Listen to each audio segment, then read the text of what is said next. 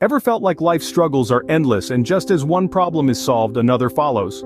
You're not alone. Picture this: a young woman, exasperated by life's relentless challenges, voices her frustrations to her father. He, a seasoned chef, listens intently, his mind already spinning a unique lesson from his culinary world. He leads her to the kitchen, fills 3 pots with water, and places them on a high fire. Curious and impatient, the daughter watches as her father fills 3 pots with water and places them on a high fire. There's something captivating about a boiling pot, don't you think? 3 pots, each with water bubbling away, were placed on a high fire by the father. He then introduced different ingredients to each pot: potatoes in the first, eggs in the second, and ground coffee beans in the third. The sizzle and pop as each ingredient hit the water were like music in the kitchen, a symphony of transformation.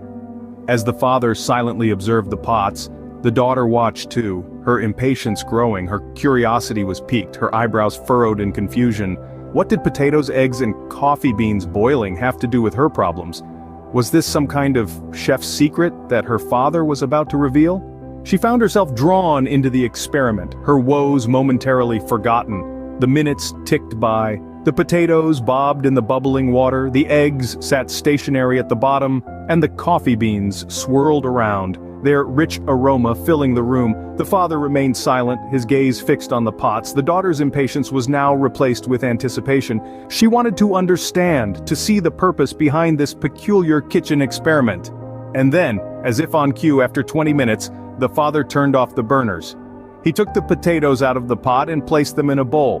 He did the same with the eggs. The coffee, now brewed, was ladled into a cup. The kitchen was filled with a profound silence.